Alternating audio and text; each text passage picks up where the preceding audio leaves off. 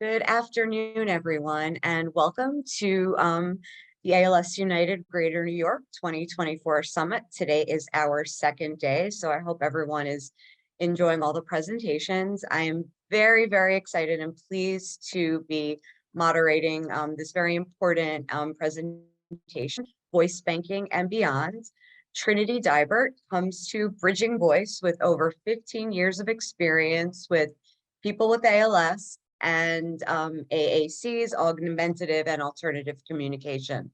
Previously, she provided services to people with ALS through a community-based home care agency in Portland, Oregon.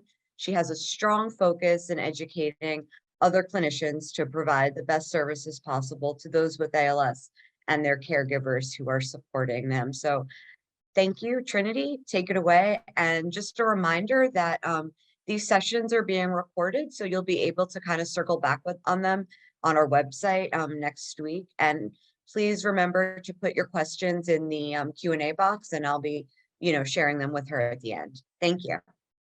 Wonderful, Donna. Thank you so much for having me here today and for joining ALS United Greater New York. I am absolutely honored to have the chance to speak with you all. So I'm going to be sharing my screen today and kind of going back and forth just a little bit. So please bear with me. All right, let's start here. Okay, so thank you again. We're going to be talking voice banking and beyond, putting your voice to work. Today is May 17th. So I want to share a little bit about us. So again, I work for Bridging Voice. We are a very small but mighty team, actually centered in Brooklyn. The majority of us clinicians are all throughout the country as we provide our services via remote support. We have helped over 2,600 people with ALS in 49 states and 14 countries. We're still looking for North Dakota. We specialize in customizations, innovation, mentorship, and education for people with ALS to ensure that they can continue to use their technology throughout their journey. Important factor is we partner very close with ALS United and are absolutely honored to be here today. So today I really want to share with you about voice banking. And what is it? Some people have heard about it, some people haven't heard anything about it, and some people have a lot of questions about where do I even start? So let's just start by talking about what it is. So voice banking is the process of creating a synthetic voice, an approximation that you can then use in a communication app or a speech generating device. I want to make sure that this is very clear for you, for everyone. This is not your actual voice. This is a computer generated version of your voice. Okay. And then, so that's voice banking. Let's talk about the second step, which is different. This is called message banking.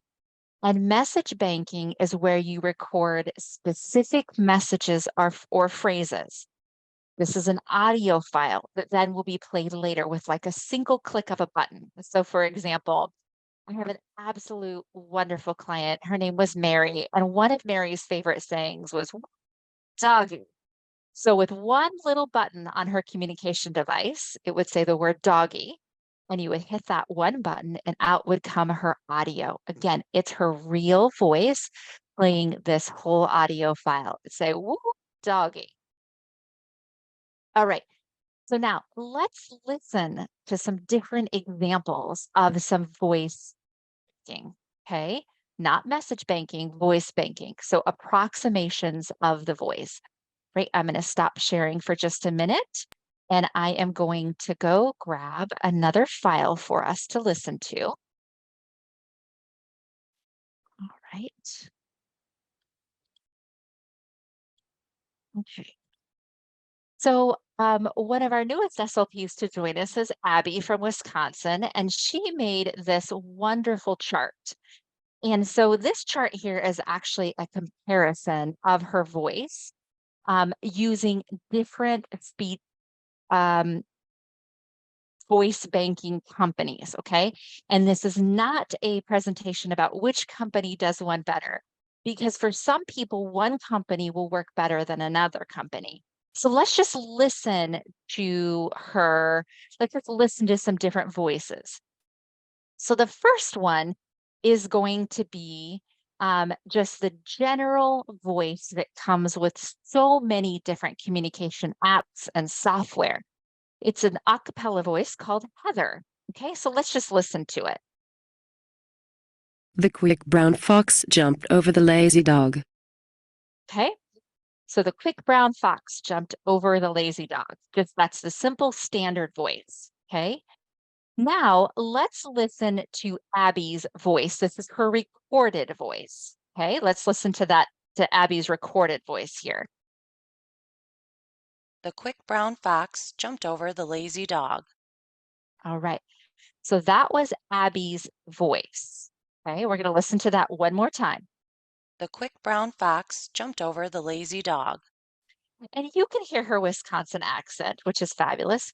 Now let's listen to the Apple personal voice. And don't get too hung up in the different type of voices and how do I do that, because we're going to talk our way through it, but just listen to the quality. The quick brown fox jumped over the lazy dog. So that is a synthesized voice, so a computer generated voice that was meant to sound like Abby. That's her Apple voice. Here is her voice keeper voice. This is a different company. Let's listen to this one. The quick brown fox jumped over the lazy dog.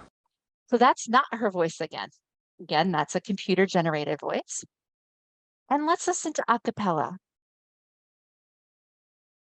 The quick brown fox jumped over the lazy dog.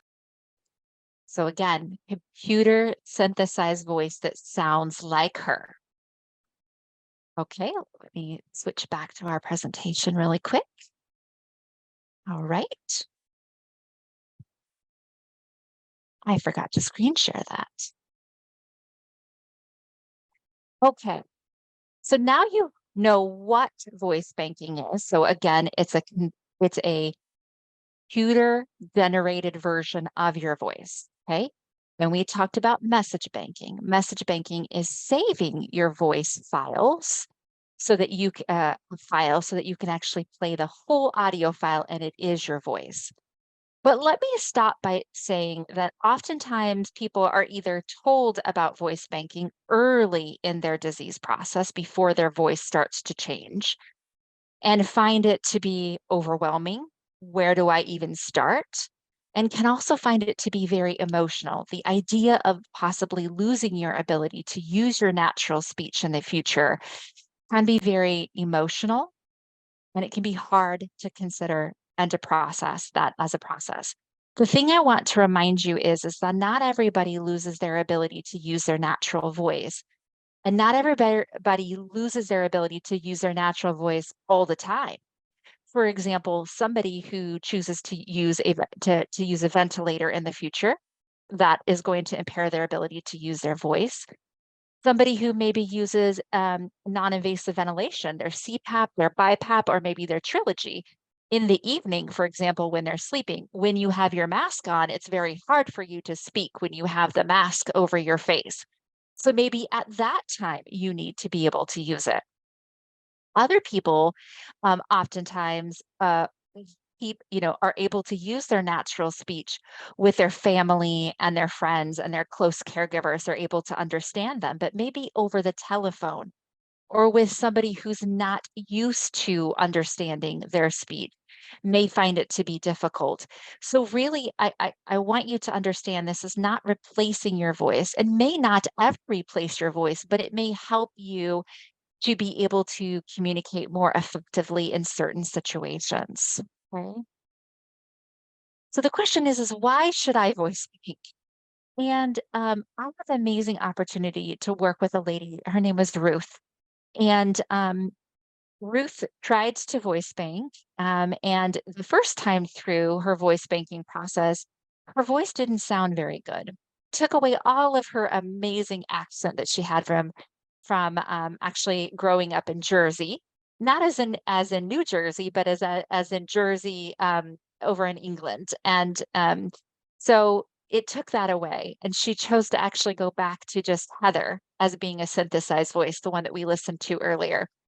And her husband felt like he almost had another lady in their relationship, that he now had two wives. He had Heather as a wife, and he had Ruth as a wife too. So keeping that importance of familiarity in relationships can be very important in some relationships. Also, keeping that identity and maintaining yourself as your own voice, I think is very important. Using a communication device can oftentimes lessen, your ability to use your voice in certain situations, and keeping, that identity of who you are is important for a lot of people. All right. So then the question being is we talked about voice banking, but why should you message bank? So message banking, again, is recording those meaningful messages. And there's a very big difference. And I have to tell you, voice banking is changing. Talk to me in 6 months from now about where we are at the state of voice banking, and I'm going to tell you it's different. Talk to me in a month from now, and I'm going to tell you that it's different, because technology is just advancing. It is absolutely amazing. And so being able to, but we're still not at the point where you can really convey a lot of emotion and meaning with your messages. And there's a difference. There's a difference between I love you, and there's a difference between I love you. And there's a difference between, I love you more and I love you more, which is what I always say to my sister. My sister and I go back and forth in saying that. So really, we like to talk about message banking as recording those phrases that make you uniquely you, those things that you say all of the time. My mom used to always say to me, I brought you into this world and I can take you out. And the way that my mom said it, I will never forget. Being able to have that recording to use with your family and your loved ones is super important.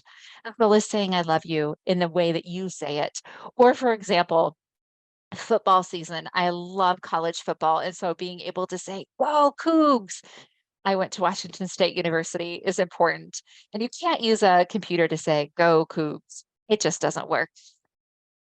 Also, as a lasting legacy for your family, as well as loved ones, people you interact with, is absolutely huge.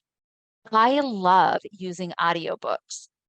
So for example, being able to have an audiobook, and even if you choose not to go through the process of message banking, being able to pick up an audiobook on Amazon or on Hallmark, for example, and recording your voice to keep so that, as someone flips through the pages, they can hear your voice is absolutely amazing.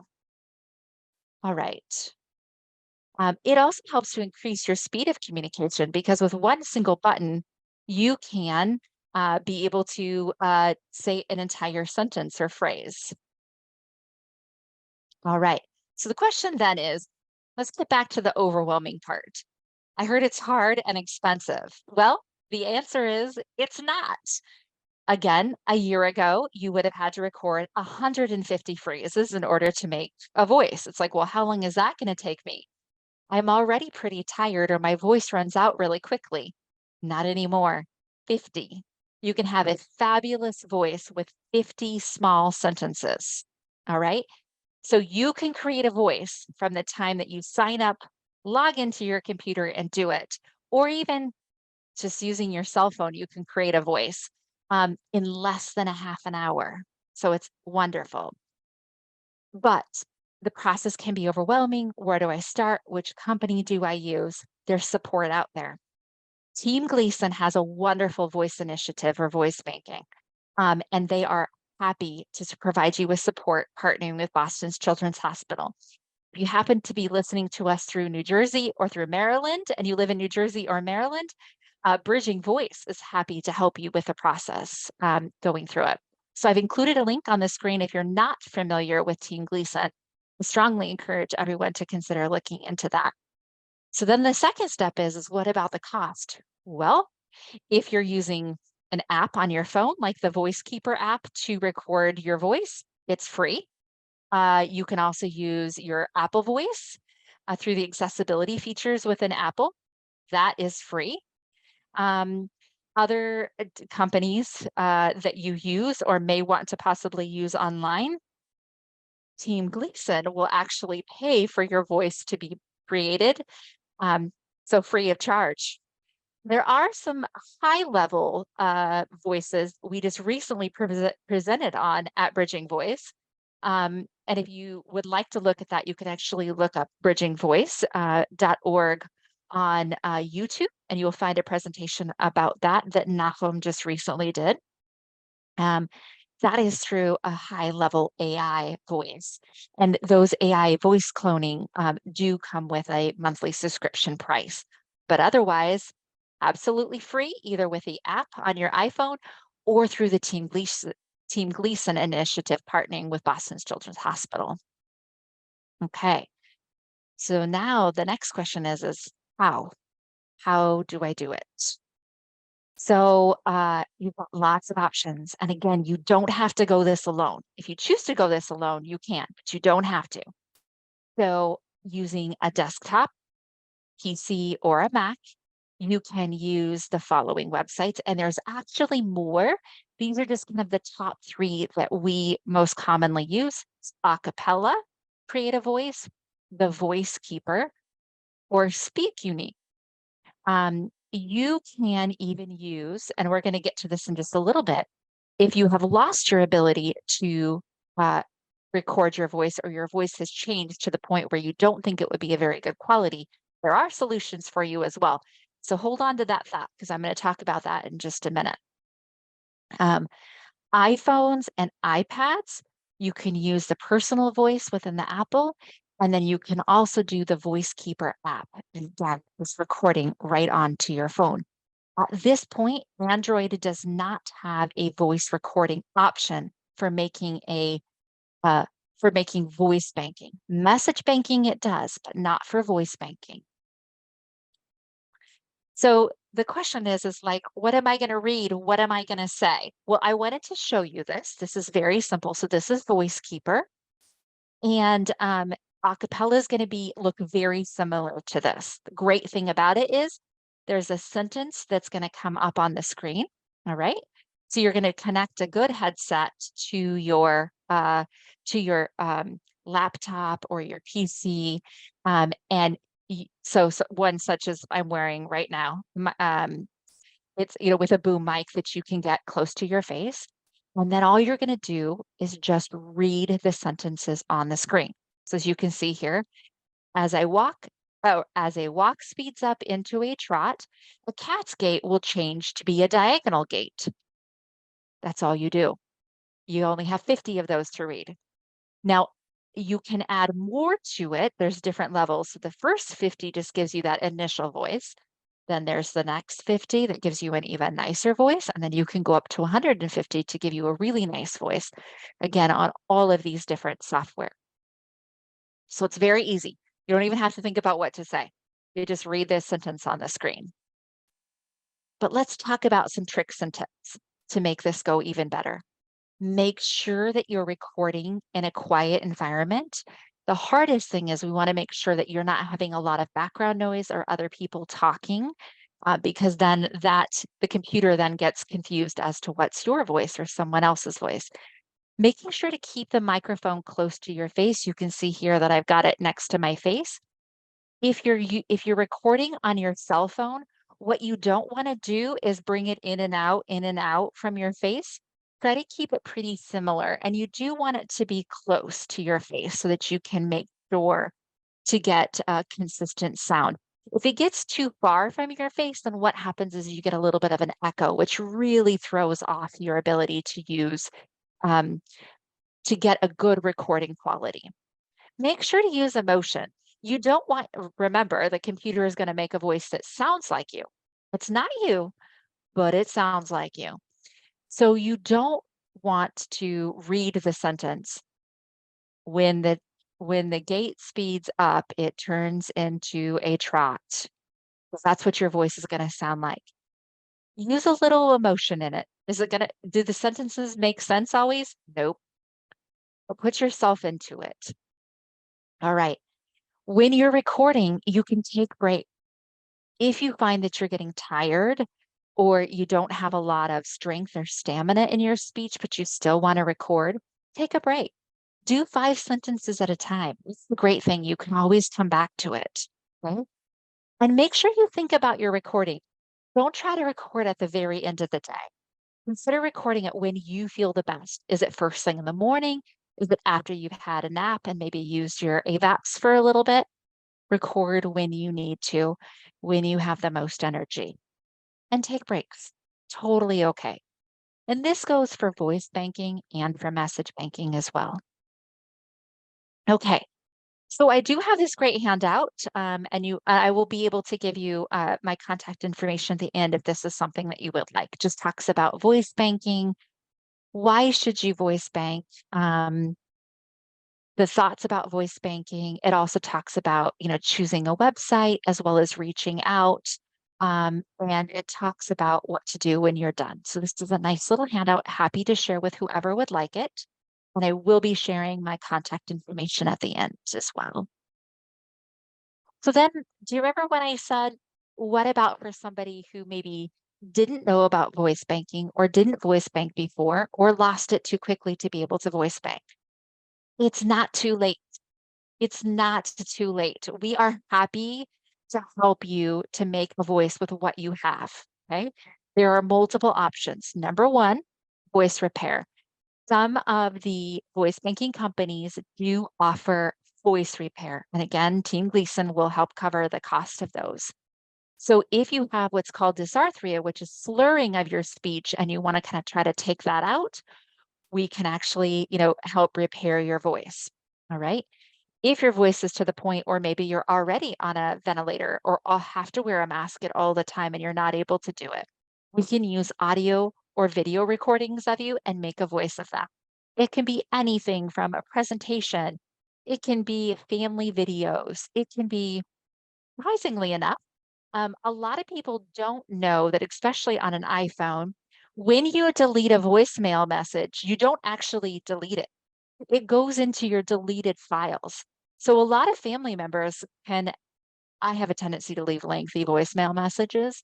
So can actually go in and look in their deleted file or in their deleted voicemail and find some for you.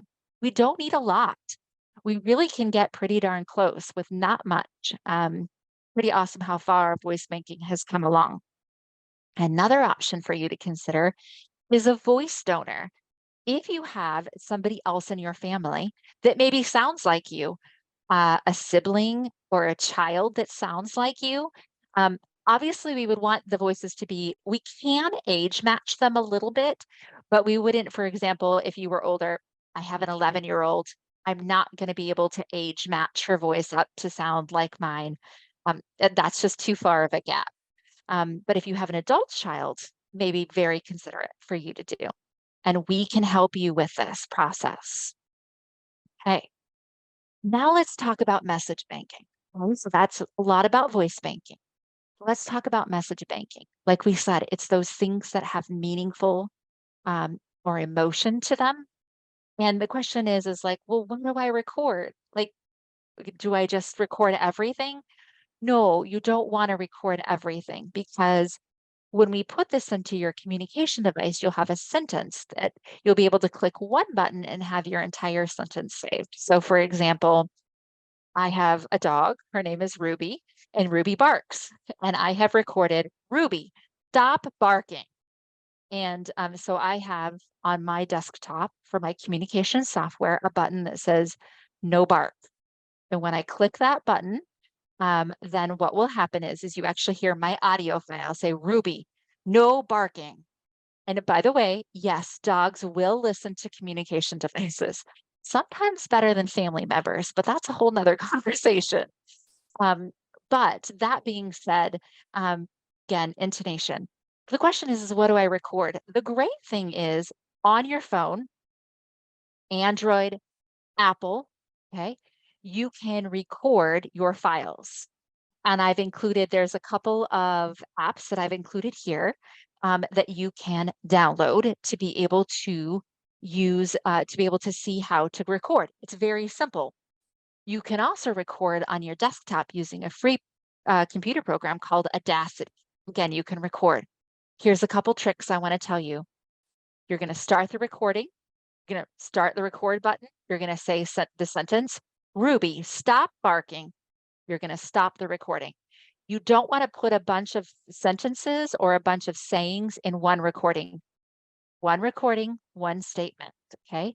And the other thing that's really important, whatever app you choose to use, the most important thing to remember is you need to record in a WAV format, WAV format. And they all have a settings that you can choose from the formats to be able to do. And that's why it's listed at the very top of that. Super important. Don't care what format you do, always record in WAV, WAV. And again, the Gleason process can help you. So Boston Children's Hospital can help you with this, and Bridging Voice can help you with this, okay? And then once you have done your recordings, you're gonna save them. Where do I save them? mymessagebanking.com. And again, you've got lots of help to make this happen. Lots of help. You do not have to go this alone, okay? So this is a great guide that we have here at Bridging Voice. And again, happy to share this with anybody as a way for you to kind of write down some things that you might want to record. And so this Annie, another one of our clinicians, came up with this guide for you to just kind of keep track of some things that maybe you'd like to say. You know, we don't even know the most common phrases that we say because we say them all the time. But if you ask people around you, they'll be like, oh yeah, you say this all the time. You got to record that one. So it's kind of nice for you to be able to kind of take a poll of people around you and record with that. Okay. So then you make a voice. But if you do it the way that we would love for you to do it is when you are newly diagnosed, or even if your progression is slow, that you start this process early. I know it's hard. I know it's challenging. When you first get your diagnosis, it's overwhelming. There's so many different moving pieces to your life. And again, that's why help is here for you. It's like, okay, sit down with us for 30 minutes and let's just talk through this and make this happen right now. Then you can hang up on our Zoom session and walk away, or hang up with Boston Children's Hospital and go back to doing whatever you are doing. But carving that 30 minutes out early is really important. But then you're like, okay, I did it. Now what? So the great thing is that if you go, for example, through the Gleason route and they say to you, yes, we are going to pay for your voice to be made, that is indefinite, okay? You put it, you leave it, you don't need it for a couple of years. A year, 6 months, 2 years, 3 years, it doesn't matter. If you don't need it, it sits there until you need it. Their commitment to you to pay for it is not, you have to do it and get it paid for right away. Okay, that's not going to go away. But the important thing is once you record and make your voice, leave it with whoever it is, whether it's a cappella, whether it's Voice Keeper or Speak Unique, leave it there. The reason why you should leave it there is because what you record now and the processors that they use to create that synthetic voice for you, those processors are only getting better and better, better and better and better and better. So 6 months from now, your voice, when you go back to listen to it, is going to sound different. It's going to sound even closer like you, because they're just getting better with their machine learning and the way that they process the information. Just getting better, right? So leave it where it is. Also remember, not everybody needs their voice in the future, but this is an umbrella. I always think about it as an umbrella, as an insurance policy. I am one of the few, in fact, I'm the only Bridging Voice team member that is on the West Coast, and I'm in Oregon. And we have a saying in Oregon that says, if you go to the beach and don't take your umbrella, even though we actually don't use umbrellas, we only wear rain jackets, it's going to rain. If you go without your rain jacket, it's going to rain. If you take your rain jacket, it's not going to rain. We look at this as this, which is the 30 minutes that you put into this to start. Again, it's hard, it's over, but you've got lots of support, means that in the future, if you need it, you have it. If you don't have it, you may want it and wish that we could go back. And unfortunately, we can't always go back with the same quality. Okay. So now the question being is like, well, when would I actually use this voice? Or I'm not even anywhere close to needing, an eye gaze or a speech generating device. But here's the thing. You can use this in many different areas along the way. Okay, so we're going to start at the top, which is where everyone thinks that they need a communication device, which is or when they think they need their voice, which is the eye gaze device. Okay, so what you see here is you see the Tobii Dynavox I series, and then at the very tip top, you see the SmartBox GridPad, or the SmartBox Talk to Me Technologies GridPad. Okay, of course, you definitely could see you using your voice there, but also people using it on a communication application, such as on a tablet. They also oftentimes need a voice, as well as in your phone. Okay, a lot of people who have bulbar presentation, which is the change in their voice first, will oftentimes still keep use of their hands quite a ways, but need that ability to be able to use their voice. Okay, this is where my personal soapbox and plug comes in.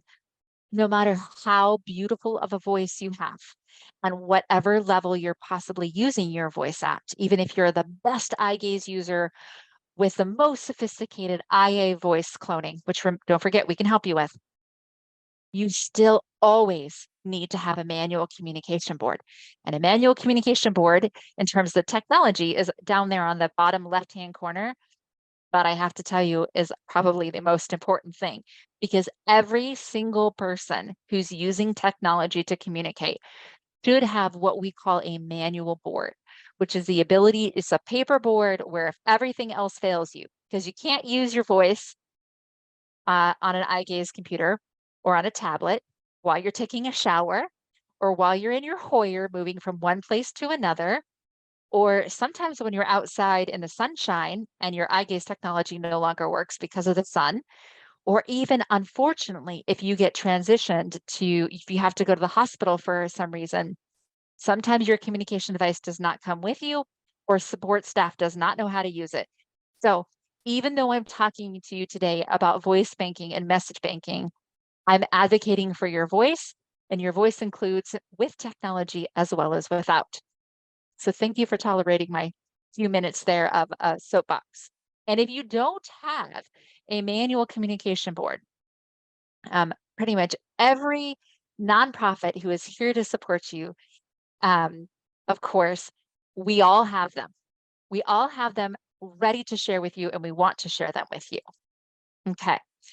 So I wanted to make sure to give you two pieces of information. So if you have any questions, if Bridging Voice can support you with your communication, either current use of your voice right now, or you recorded your voice in the past and you need to get it into your communication device, or the process, here's our information, info@bridgingvoice.org. And then if you'd like to reach me directly, I am Trinity@bridgingvoice.org. And we have our YouTube channel as well that has more videos specifically about how you can use your voice. And again, as that wonderful presentation that Nachum just did last week, 2 weeks ago, on using an AI cloned voice.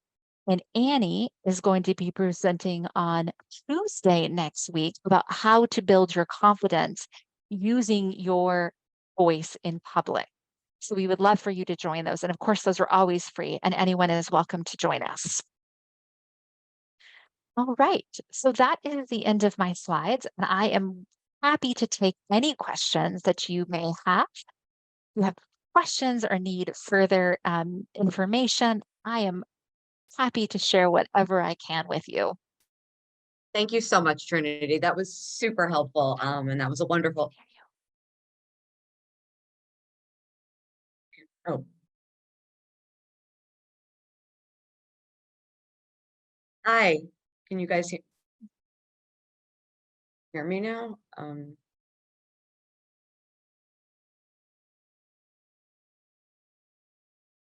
Sure.